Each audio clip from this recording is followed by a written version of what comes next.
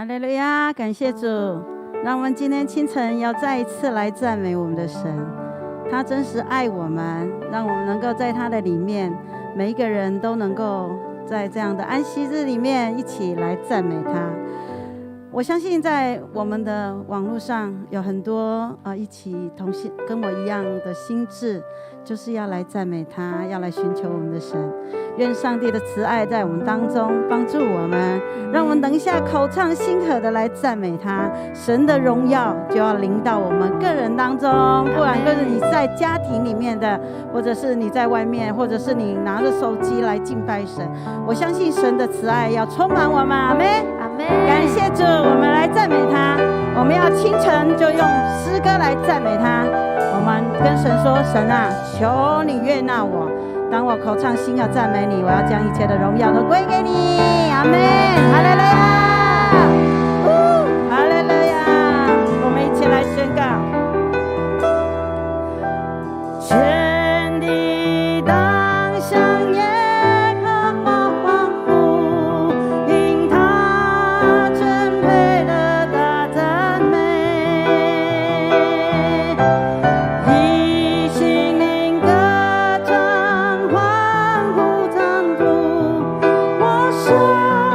真配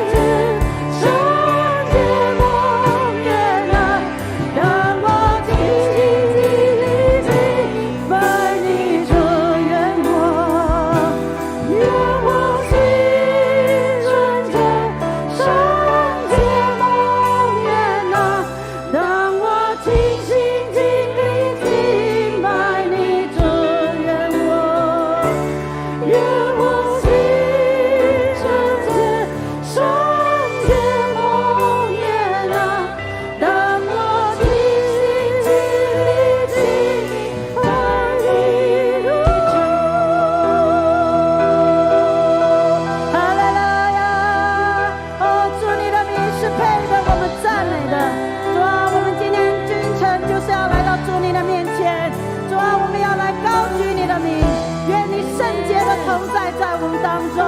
主啊，你圣灵亲自来高抹我们，亲自对我们每一个人说话。主啊，即使我们在我们的家庭，即使我们在四散在各地，但是主，我们仍然要被主你大大来使用。主啊，我们要将自己献上。主啊，求主你帮助我们，你荣耀的同在就在我们当中。哈利路亚，哈利路亚，哈利路亚，哈利路亚，阿门，哈利路亚。耶稣，我们赞美你。主，你是信实的神。主，虽然我们有时软弱，但是主啊，你让我们刚强。主，你让我们重新得力。主，让我们的眼目常常来到主你面前。主，我们寻求你的面。主，圣灵就有说不出的叹息再一次帮助我们。阿们。主，因为我们明白，主你给我们的位分是何等的宝贵。主，让我们的信心跨过我们现实的困境，让我们再一次来仰望你，因为唯有你是信实的神。阿们。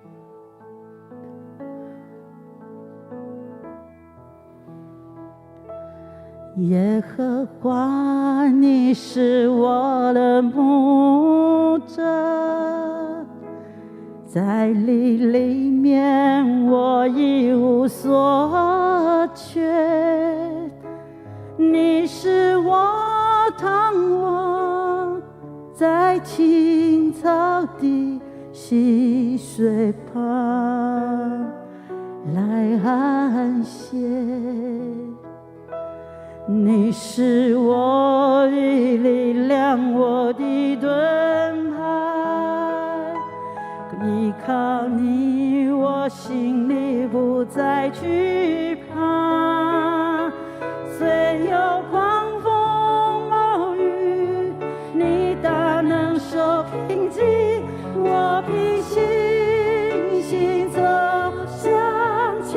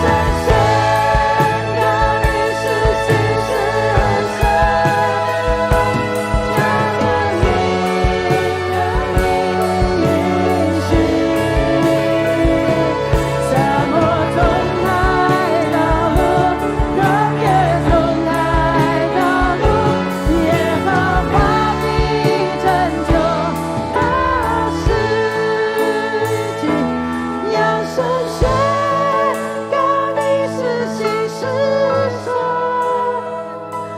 在我里仰望呼求你，日间迎着引领，夜间火烛保护，使我安然居住。扬声宣告你是新世神，全心信靠你应许。沙漠中开江河，旷野中开道路，耶和华必拯救大事。是了，你是沙漠，沙漠中开江河，旷野中开道路，耶和华必拯救大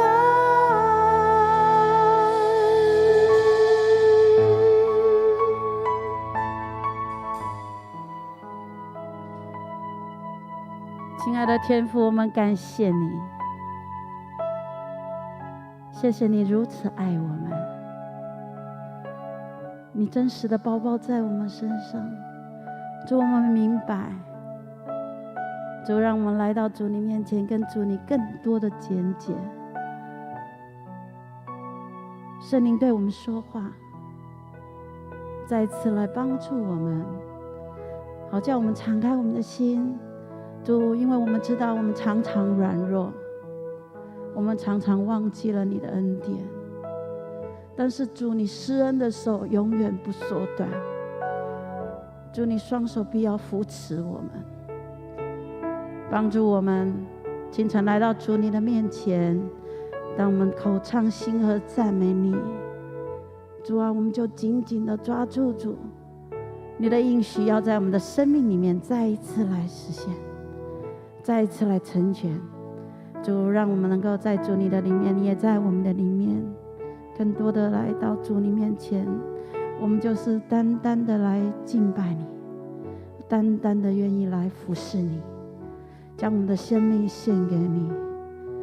愿主你悦纳我们今天清晨的敬拜，众天军天使与我们同唱和，就是要将最大的荣耀归给你，因为唯有你的名是配得我们赞美，配得我们高举的。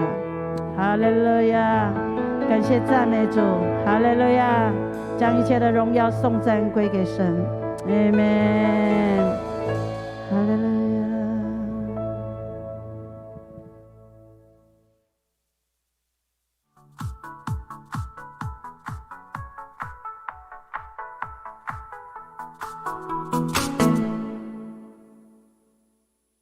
亲爱的弟兄姐妹，大家平安。现在的时间是报告的时间。消息报告：一，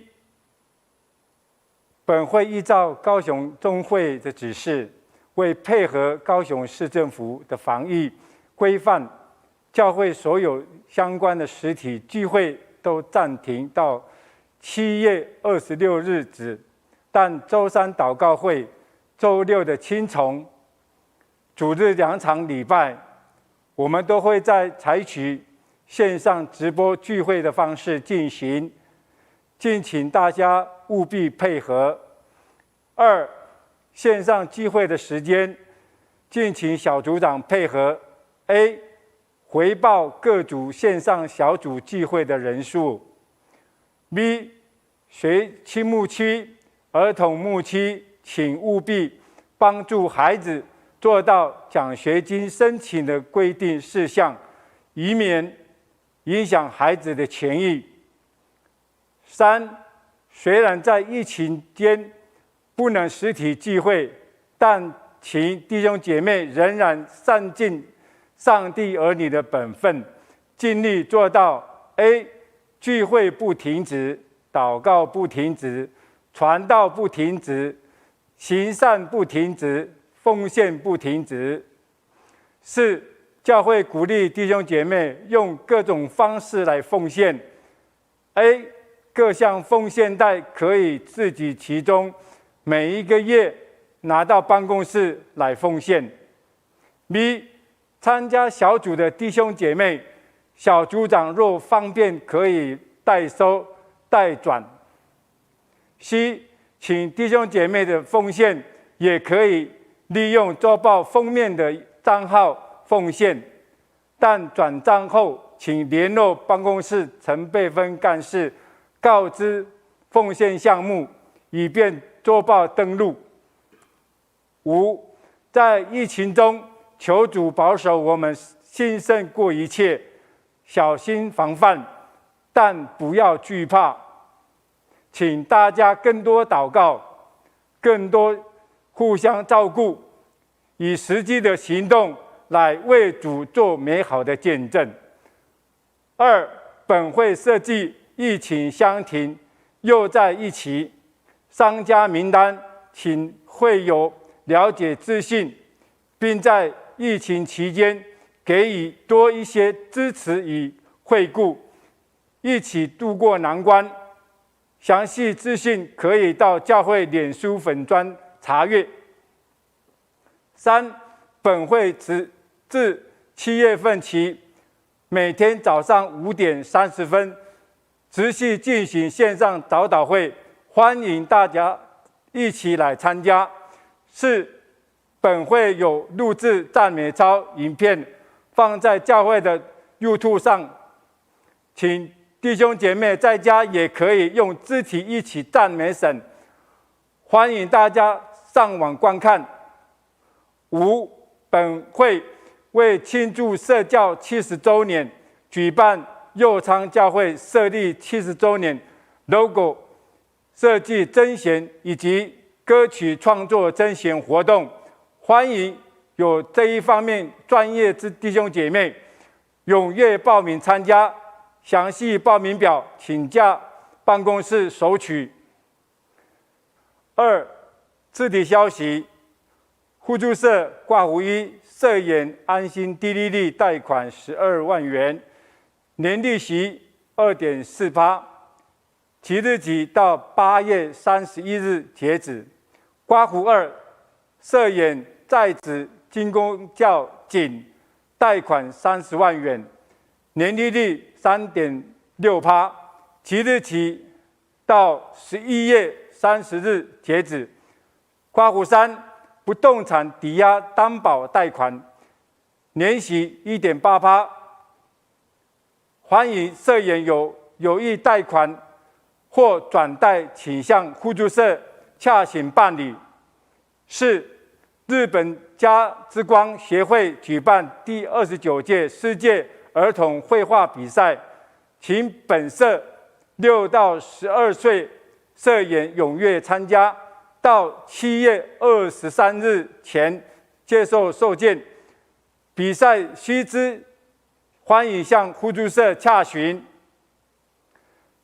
接下来是讲道的时间，今天要分享的是翁世七牧师，他的题目是“我该怎么做呢？”我们一起欢迎翁牧师。各位网络子鱼电视机的兄弟姐妹，大家早安！在我们还没听信息之前，我们邀请我们本会最强壮歌声最美丽的我们青年牧师潘志豪牧师，为我们献上一首歌《不要放弃》。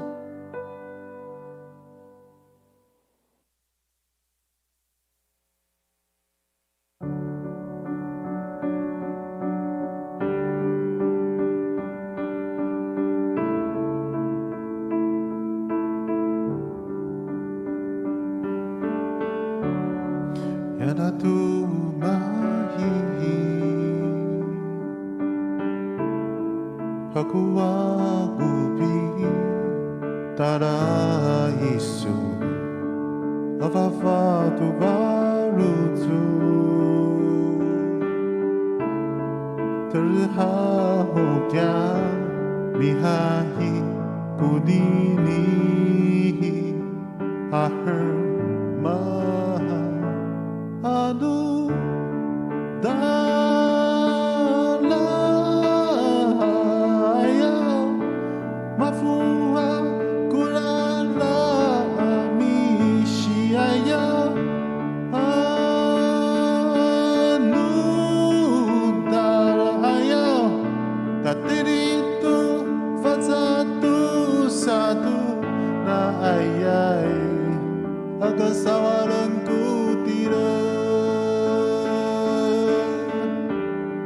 Uitza aika mira mata tiku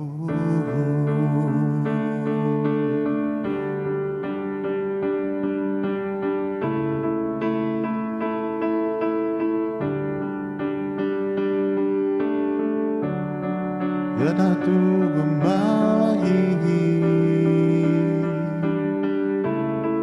Aku bintala isu Afafatu valuto Terhahokya mihayi kunini I heard maha anu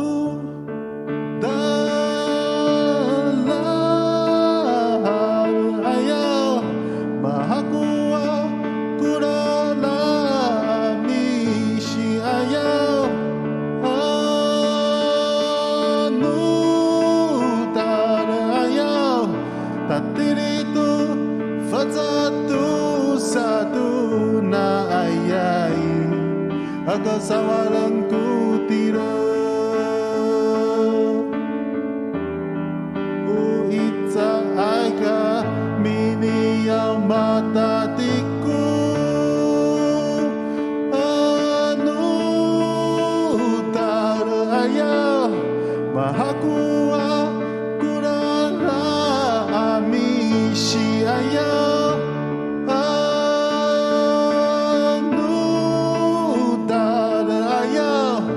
Tatiritu fazatu satu na ayai akan sawalang kutira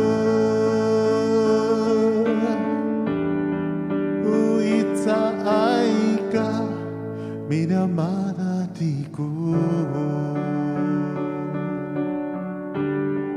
Uitza aika minamatiku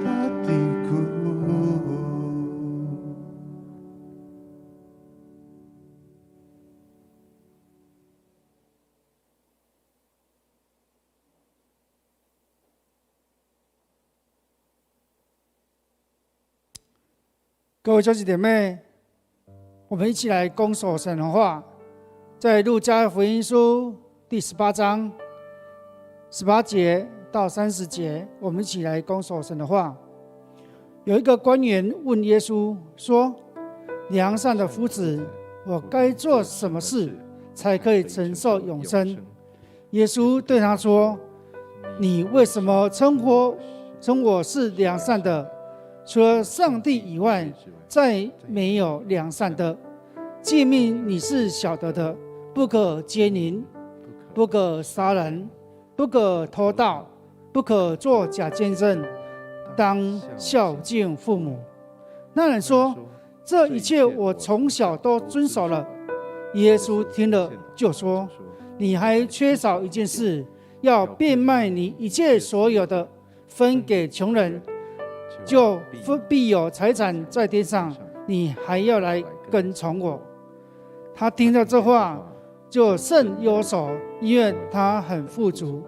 耶稣看见他，就说：“有钱财的人进上帝的国是何等难呐！骆驼穿过针的眼，比财主进上帝的国还容易呢。”听见的人说：“这样，谁还能得救呢？”耶稣说：“在人所不能的事，在上帝却能。”彼得说：“看啊，我已经撇下自己所有的，跟从你了。”耶稣说：“我实在告诉你们，能为上帝的国撇下房屋或妻子、弟兄、父母、儿女，没有在今世不得100倍，在来世不得永生的。”各位网络及电视机的兄弟姐妹，大家早安！欢迎你一起在网络上参与右昌教会的敬拜。今天牧师分享说，我们该怎么做？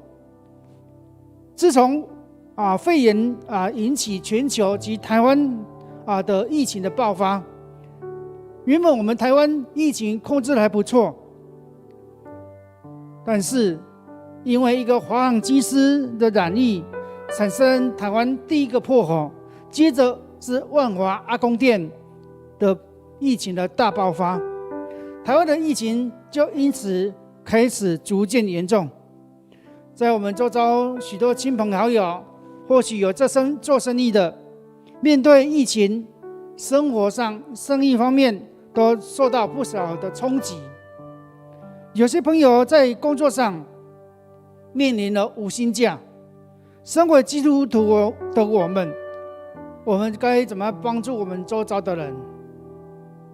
今天我们的经文当中有一个为官的妇人年轻的人，他问耶稣说：“我该怎么做才能承受永生？”这句话是出自一个年轻又富有的官，他向耶稣提出这个问题。在福音书中很出名的被众人喜爱的这一段事，这个记载，这个年轻的官很富有，他来到耶稣面前，为了一件事，就是寻求永生的事情。他想用他的行动来表达他对永生的渴慕。于是他问耶稣说：“我该做什么事？”一个人若自我可以提醒说我该做什么事，代表他这个人面对人生是积极而且负责任的。这个人其实可圈可点。很多人常常会说我不会做了，这个事我都不会做，每天都推迟生活上的责任在教会说我不会做了，用这句话推迟教会的事工。一个人面对信仰或生活的需要，我们应该的采取的不是消极面，我们应该采取积极面，而且是主动性。这是值得我们去肯定的精神来做。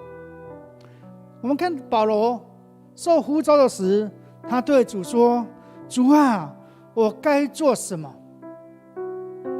所以我们看到保罗一生，他从来没有违背从天上来的意象，他奉献他的生命而活。所以当他生命即将结束之前，他认定了他一生他做了该做的事，走该走的路。在提摩太后书第4章这样说：“那美好的仗我已经打过，当跑的路已经跑尽了，所信的道已经守住了。”各位兄弟姐妹，这位做官富有的少年人，他问耶稣：“我该做什么事？”他问这句话的目的是为了要承受永生。永生是每个人追寻的目标。永生不只是在基督教上所提到，在佛教、在道教，他们也提到永生。他们借由修道，借由做法事、做善事、积功德，其实这些目的就是为了永生目的而做。所以我们看到永生几乎是每个人都期待的目标。任何人、任何阶层的人都需要这样的福分。英国维多利亚女王，她在临死前，她曾感叹地说：“这么大的荣耀，只是这么短的时间。人如果没有永生的希望，实在太不值得了。”所以我们知道这个年轻富有的官，他想，如果没有永生，他所积蓄的钱财归谁呢？我们看到中国历史，秦始皇他岂不是也派人去找永生不死的仙丹吗？根据马太福音书第19章记载，他求耶稣指示能做些什么善事来得到永生。他想透过善事来得到永生的资格。耶稣对这个人并没有否认，一个人行善，一个人靠行善得救，这是他的动机及他的目的。那么耶稣告诉这个年轻的富有的官，他该怎么做？第一个，遵守诫命。耶稣告诉这个年轻的官说，你要遵守诫命。耶稣引用了10诫当中的5诫来讲到人伦的诫命，就是对同胞、对手足、对父母应该采取的态度。当耶稣问了这个人，你守了吗？想不到这个人他竟然回答耶稣说，这个我从小都守了。不管如何，耶稣强调一个信他的人确实要行道。所以雅各书第1章在告诉我们，只是你们要行道，不要单单听道，自己欺哄自己。我们看到圣经里面约翰福音书第13章说，你们既然知道这事，若是去行，就有福了。各位兄弟姐妹，一个人承受永生的人，他必须要先遵守神的道、真理。这样的人就像一个人把房子盖在磐石上，这样的人是一个聪明的人，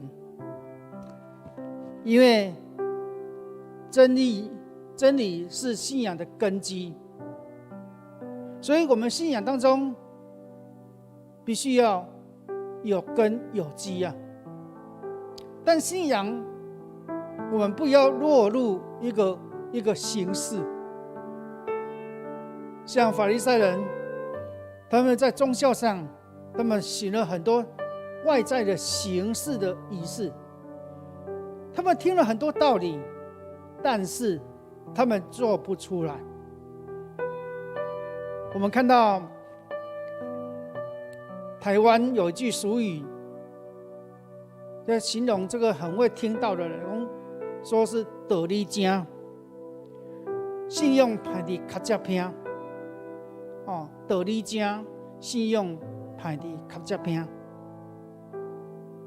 这句话意思说，他懂了很多道理，但他的道理是放在背后，他行不出来。这位青年为父的官，他告诉耶稣，问他说，我该做什么事才能得到永生？遵守诫命，遵守律法，先知的教训，这是耶稣对他的提醒。的确，诫命是灯，法则是光，所以基督徒的生活准则就是人人要遵守真理的道。永生的门是相信并且去遵守的人。耶稣对这个青年为父的官说了第二个挑战，这个挑战是什么？变卖你所有的。耶稣第2步向年轻的做官人的挑战，变卖你一切所有的。这个年轻为父的官，他自称他从小就遵守诫命。从律法上来看，这个年轻为父的官他是对的，但是在属灵上他却不真实，因为他对待他的同胞是自私的。所以一个人如果是自私的，他觉得我的财产都是我赚的，这个财产只供给我一个人舒适而用，这财产是提供我生命所需。的确，每个人的财产都是他所赚的。然而，如果一个人他自私，眼中只有自己，没有别人，这个人呢，在这个社会上没有任何的利益及价值，因为他眼中只有自己。所以，眼中只有自己的人就是骄傲。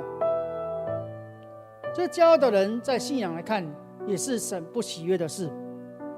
所以，耶稣对这个青年为父的官说：“你要得到永生，就要变卖你一切所有的。”他必须要断开所有的锁链。什么锁链呢？自私的锁链。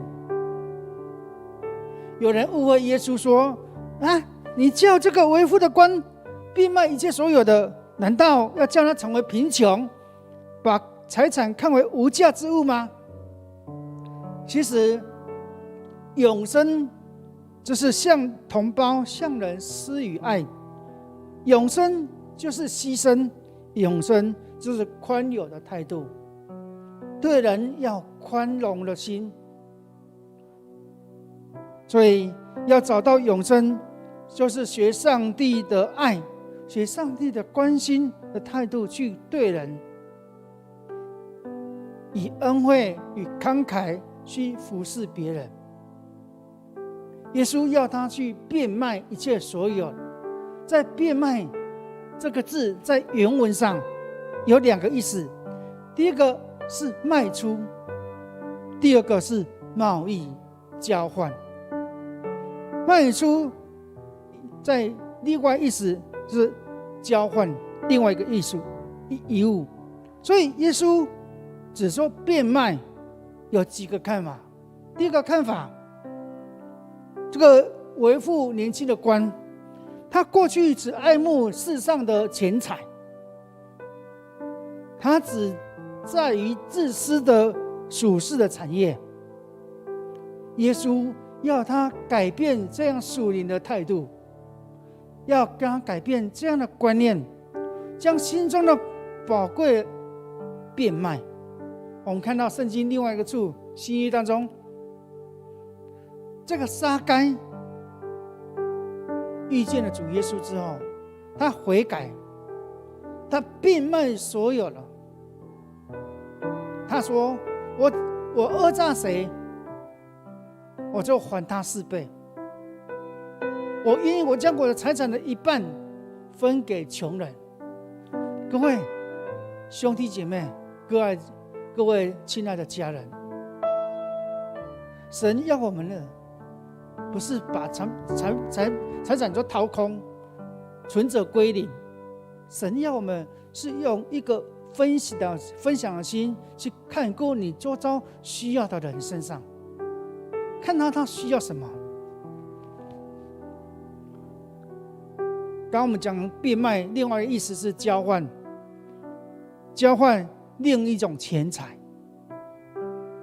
他把财产变成帮助人的工具，他的财产就成为一个冠冕。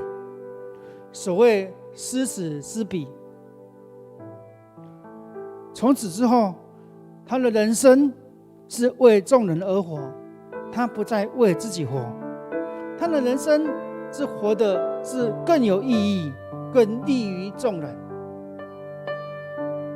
在美国有个小镇，这个小镇的有一个公墓，这公墓有一个管理员，有一天接到一个寡妇一封信，这封信里面装了很多支票。这封信里面说：“我的年轻的儿子，我所爱的儿子已经过世了，但我太想念他了，请你按照信中的支票拿去兑换，把这些钱去买花，每一天都拿去我儿子的坟前插上一束新鲜的花。”这个公墓的管理员，他真的把支票拿去换钱，去买新鲜的花，插在这个寡妇的儿子的坟墓上。然而，这个寡妇没有多久，她检查出她得了一种病，这种病让她也再活不久。于是，这个寡妇希望她在有生之年，在断机之前，她可以亲自来到她亲爱的儿子坟前，再看看他一眼。我们看到这个寡妇对儿子，真的连他儿子死了，爱都还在。然而当这个寡妇来到坟前，他发现他儿子的坟前竟然没有花束。于是这个寡妇很生气的转向坟墓的公墓的管理员说：“我不是寄了很多支票，请你每天拿这些支票换钱买鲜花插在我儿子的坟前吗？”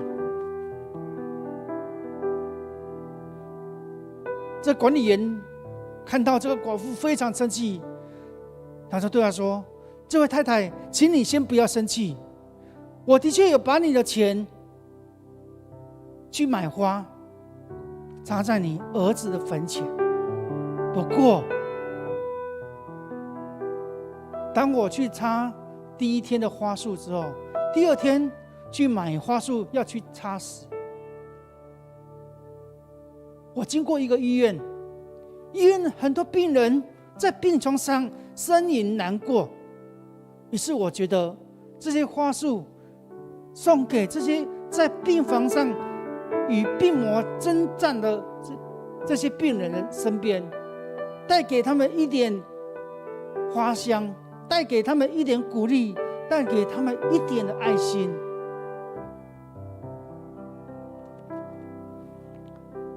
这个管理员说：“这位太太，你知道吗？后来我把这些花束放在这些病人的床前，很多病人因着这个花束心情好了，病就好了。”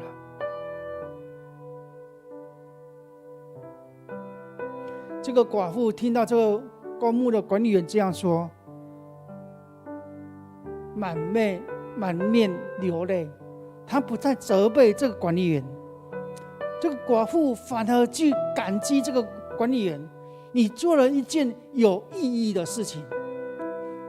各位我敬爱的家人兄弟姐妹，我们想一想，如果这个公墓管理员照着这个寡妇的意思，每天将新鲜的花束插在那个已经死去的人坟墓前，的确会执行这个寡妇的心意。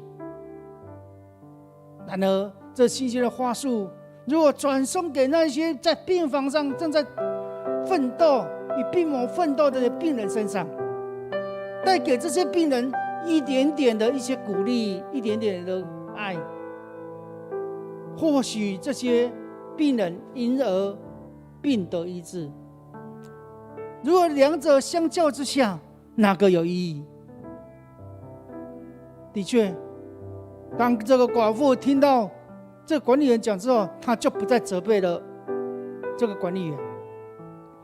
各位敬爱的家人，我们如果把财产作为自私的用途，或者变卖成为自己的冠冕，或者我们自己就成为钱的奴隶，它意义在哪里？我们要把钱财善用于有用途的、有帮助人的、有利于社会的，这才是有智慧的做法。所以耶稣要求这个年轻为父的观念说，你所欠缺的一项事情，就是变卖你一切的所有去爱人。所以耶稣给他做第三个挑战，变卖所有财产之后呢，分给穷人。在路加福音书第12章的记载，你们要变卖所有的周济人。所以有人强调耶稣的福音是传给贫穷的人，所以我们看到圣经中强调贫穷的人，对贫穷人的保护，如圣经里面安息年，每逢第7年喜年都规定要消除债务，要释放奴仆，要重新分配资源，要宣告让这些为仆的重新得自由，要赎回土地的。各位兄弟姐妹，这些都是告诉我们圣经的福音，这是对贫穷人的一种保护。我们看到圣经当中，当你收割那个稻穗或橄榄掉到地上，你不可以去回头捡。为什么？那是我种的啊，为什么我不能回头捡？在律法上，因为那些掉下去的这些谷物、这些农产品是属于贫穷人的。所以德国有一个文化，就是他们会在街头摆上一个奉献箱，上面写的为寡妇奉献，为儿童奉献，为什么奉献？或许你会说，牧师啊，这是德国人文化。各位兄弟姐妹，别忘了，这样的观念、这样的精神，岂不是来自于刚刚牧师说的圣经的观念，对贫穷人的帮助？所以新约中告诉我们，我们不可看轻贫穷者，不可欺压他，要积极周济他们，以真实的行动关心他们，这才是爱及敬虔的表现。所以我们的诫命当中，第2诫说，爱人如己。爱人如己是实践爱人的生命。这位富人，这位有钱的年轻的官员，他外表上他遵守了诫命，的确，他说不可偷窃，不可奸淫，要孝顺父母亲，这些他都做了，没有错。但是对人的爱却没有。我们看到刚刚讲到撒该，他悔改之后，一半的财产给穷人，他用这样行动来回应主耶稣的爱。英国有一个医生，有一天晚上，他被邀请去到5英里外的一个贫穷的寡妇儿子为他医病。当这个医生要出门去为这个贫穷的寡妇医病的时，他的太太也就是医生娘，却阻挡了这个医生的出门。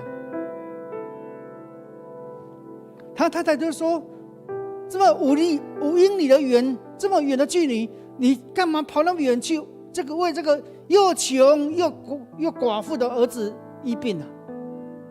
这医生说：“这是我该做的事情。”然而，各位亲爱的家人，各位兄弟姐妹，这个贫穷的寡妇的儿子，却之后成为英国的首相大卫·劳合乔治。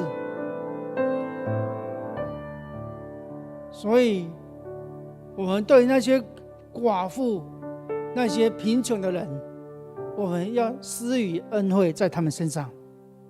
所以耶稣对这个年轻的官员说：“只要积攒财宝在天上，天上没有虫子咬，不能朽坏，也没有贼的窟窿来偷。”各位兄弟们，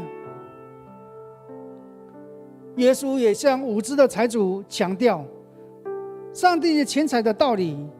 若人的在上帝面前不为富足，我们看到上帝所看重的不是你地面上的钱财的累积，神所看重的是你天上钱财的累积。所以犹太人很熟悉的一句话，天上的财宝。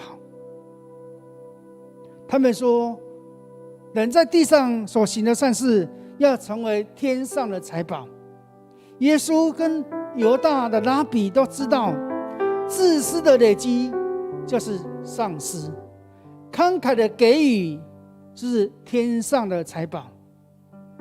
其次是一个人的品格，当一个人离开这世上，金银财宝都不能带走，只能带走他的律法跟他的善行。那我们如何把钱财积在天上呢？就是在上帝的事工的金钱上奉献。我们奉献的就是积财宝在天上的银行。我们知道世上的财宝都是暂时的，也是会变化的，也是会朽坏的。我们看到美国每年都在调查世界上100大富有的排行榜。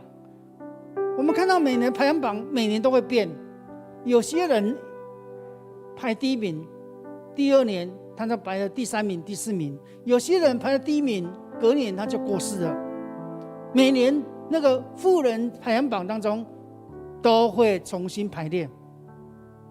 耶稣所强调的，因为你的财宝在哪里，你的心也在那里。所以一个人若盼望永生，就会轻估今生事物的价值。所以人的心在天国，他必然将来为财宝积在天上，是追求永生必然要想到的事。所以一句俗话说，富人想来年，穷人想眼前。有一句俗话说，千年田地800足，万里江山一举起。也是万里江山只要一个起，一举的起呢，它就可以改变了。所以我们看到世事变化很多。我们看到过去几年前美国雷曼兄弟的金融风暴，造成全世界许多人因此破产。我们看到现今的钱财不可靠，累积财宝在天上才是最可靠的。耶稣最后对这个年轻为父的官提出一个邀请，什么邀请呢？来跟从我。我们看到主耶稣多爱他，希望他能成为主的门徒。耶稣除了呼召门徒以外，我们很少在圣经当中看到主耶稣对人说，你还要来跟从我，你必卖你一切所有的，周济穷人，你还要来跟从我。各位兄姐妹，我们如果想到永恒的路，就必然跟随耶稣，唯有他是道路，如果不借着他，无人到父那里去。所以你跟从什么样的人，你将来走的结局也是跟他一样的路。所以跟从耶稣的才会享天国的永生的祝福。所以我们知道，一个跟随者他必须要下定决心，必须要下定决心。你下定决心了吗？在路加福音书第9章记载，有3个跟随耶稣的人，他们最后没有决心跟随耶稣。一个人是留恋家的人，一个是享受婚姻的人，新婚的人，一个是贪爱田产的人，以至于这3种人最后都失落的天国。亲爱的家人，亲爱的兄弟姐妹，这位为父年轻的官，面对耶稣的挑战，面对耶稣的邀请，这位年轻为父的官，到最后呢，圣经说他忧愁的离开耶稣，他拒绝了挑战，因为他财富很多，他不愿意放弃他阻碍他永生的条件。最后，这为父的官，他离开了主。各位我所爱的家人，今天的很多人想信耶稣，想跟随耶稣，同样他们必须要排除许多的心理的障碍，他们必须要勇敢的决心跟随主的旨意，改变观念，去爱人，并且去跟随耶稣，最后必然享受永生的祝福。各位兄弟姐妹，我们看到这个年轻为父的官，他一面是找永生的方法。主耶稣告诉他10诫当中的5诫，你守了吗？他说我守了，而且从小就守了。然而我们看到耶稣进一步告诉他，你还缺一件事没有做，就是卖掉你的钱财，捐给这些贫穷的人。这些年轻为父的官做不到。各位兄弟姐妹，神要我们的不是一个自私的心，神要我们的是一个爱人的心。一个人如果自私，如同耶稣跟犹大拉比说，自私的人的钱财最后就是丧失，慷慨分享的最后积财宝在天上。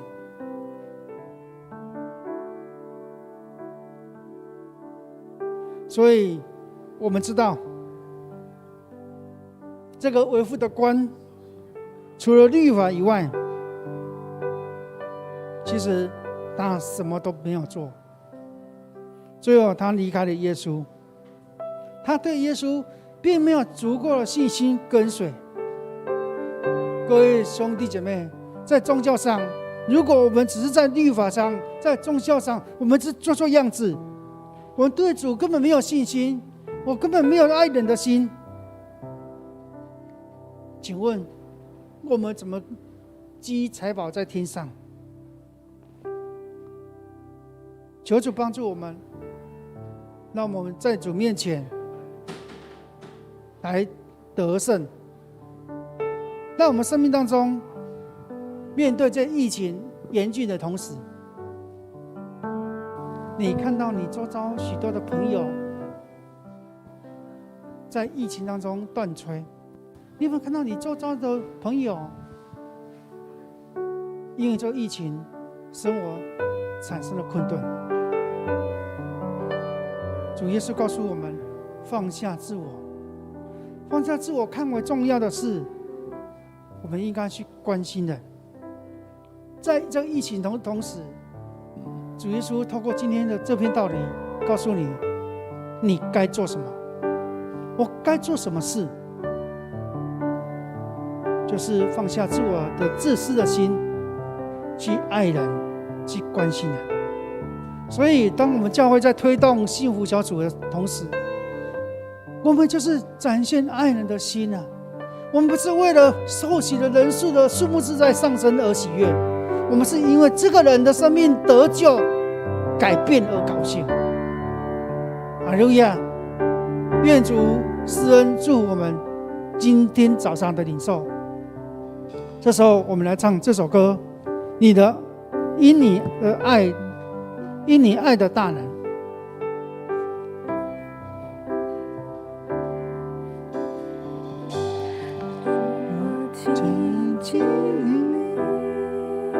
使我心变化更新，我只在主里，你恩典永留。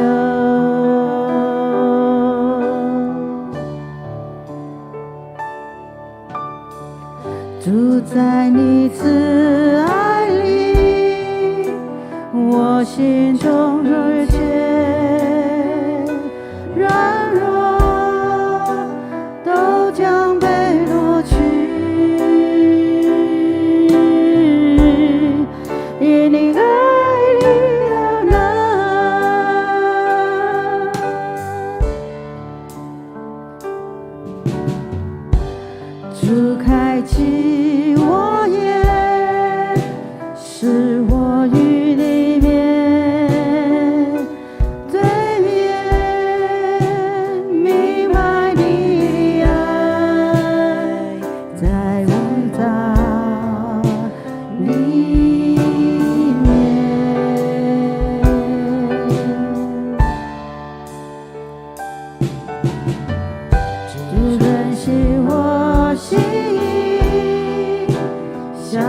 我献明你旨意，每天的生命中，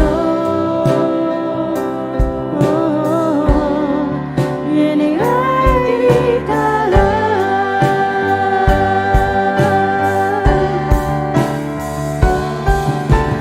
拥抱我，让你来围绕我，吸引我靠近你身旁。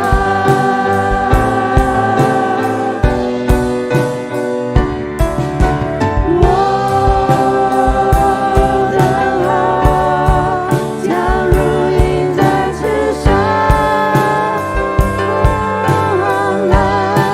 我要与你飞翔，你神灵引领我，在你大能海中，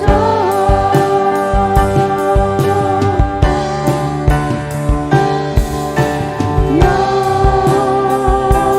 抱我，让你爱围绕我，吸引我靠近你身旁。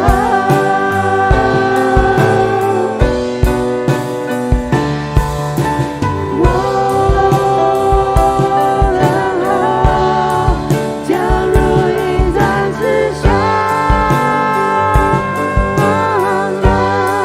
我要与你飞翔，你神灵引领我，在你大能海中。各位兄弟姐妹，我们一起站起来，我们一起来敬拜神。拥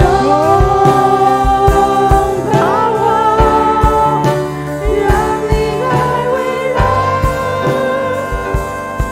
我，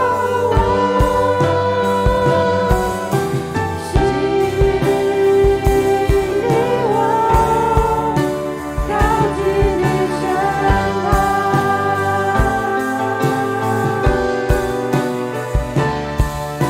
我的好将如鹰展翅上，我要与你飞翔，你神灵引领我，在你大能海中。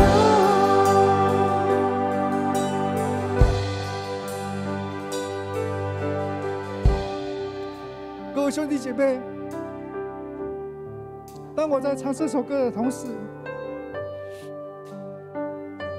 我真心想到，我在大车教会牧会的同时，有几个贫穷的兄弟姐妹，他告诉我，牧师，我们家母子一天只吃一顿饭。牧师，我们家穷到我没有办法去看医生，我只要请假，我的奖金就不见了，我没有办法去看医生。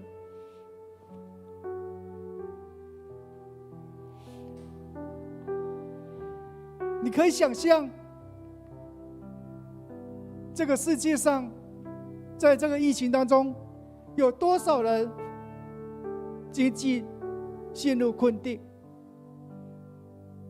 有一餐没一餐，当我们饱足的同时，我们是否想到这个社会上有比我们更可怜的人很多？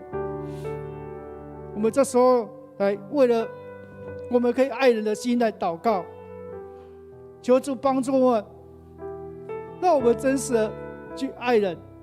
我们钱财不能成为自私的工具，我们钱财要成为帮助人的工具。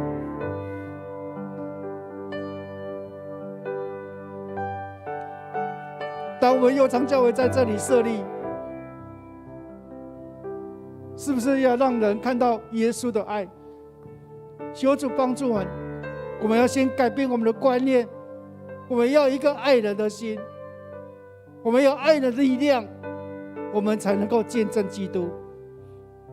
我们这时候，牧师邀请你在电视机及网络上的兄弟姐妹，我们这时候为了自己来祷告，求主赏赐给我们力量，改变我们的生命，让我们有爱人的心、爱人的观念来爱主。我们也要为了我们当中，你知道香港面对了这样的中国共产党的压制，许多人被带到中国审判，有人因此下落不明。我们看到缅甸军政府用军事能力来压制百姓，甚至最近这些军人打压医护人员。我们也要为了疫情而受遭的我们周遭的国家，印度、越南、泰国、马来西亚，特别巴西也非常严重。我们要求主来帮助，让我们为了这些国家来祷告。我们也要为了我们陈时中部长以及我们的各县市的首长来祷告，求主帮助我们，让我们这样的疫情的疫苗的施打覆盖率可以节节提升，让我们台湾不再受到肺炎的威胁。我们也要为了日本东京奥运来祷告，求主帮助他们，没有这个运动盛事来使日本疫情更加严峻，也让这个运动盛事可以顺利。我们一起来开口祷告。哈利路亚，主耶稣，我们在你面前献上祷告。主啊，求你帮助我们，让我们有一颗爱人的心。主啊，改变我们的观念，改变我们的思想。主啊，让我们的思想被主改变，让我们从心里有一个爱人的心。主啊，我们周遭有许多人，他们生活陷入困顿，他们一天只有吃一餐，他们许多生病没有办法去看医生，因为他们为了工作的奖金，他们不得不得病体来继续工作。愿你的上帝求主怜悯，主啊，求你帮助，在台湾的疫苗可以施打力可以增加，让台湾不受到疫苗的感染。愿主施恩带领，求主你带领我们。主啊，你帮助我们，当我们台湾在享受民主的同时，我们看到香港面临了共产党的压制，许多人被抓去中国审判，甚至许多人因此下落不明。主啊，求你怜悯。主啊，我看到缅甸军政府用军事能力来压制百姓，甚至伤害这些医护人员。主啊，求你怜悯帮助。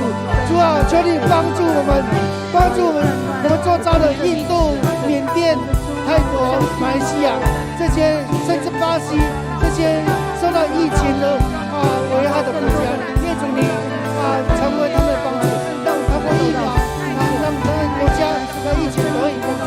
主啊，主耶稣，我们为了我们的陈时中部长以及我们台湾所有各县市首长，主啊，求你给他们智慧，帮助他们团队，透过这疫苗，透过这个肺炎的这样的政策，让台湾早日平息这个肺炎的危险。愿主施恩带领我们祷告，谢谢主。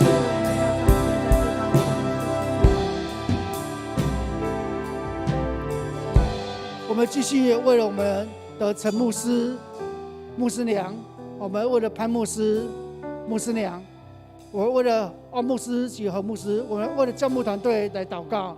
我们为了长职的团队来祷告，求主施恩呼召。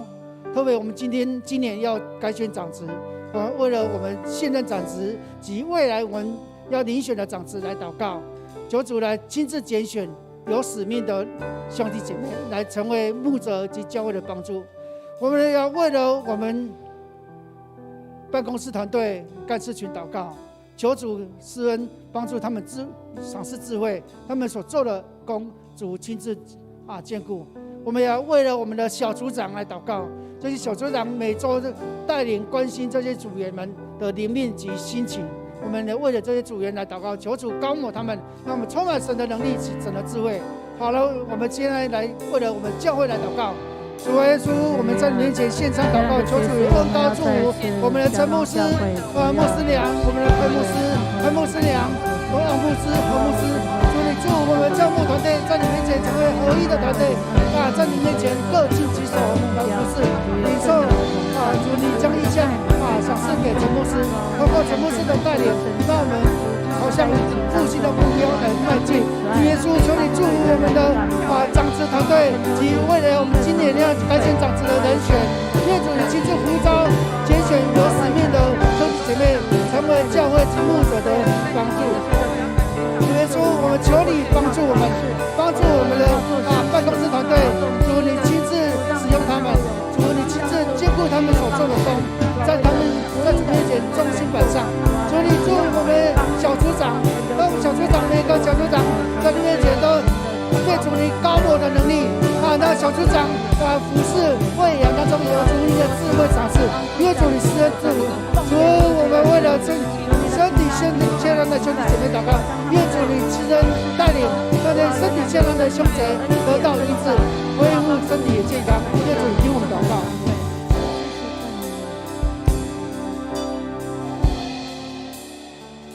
主耶稣，谢谢你带领我们今天早上敬拜，愿主你的恩惠施恩祝我们当中。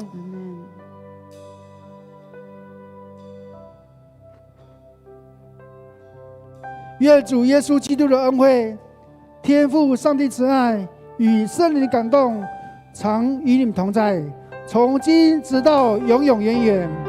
阿们。各位兄弟姐妹，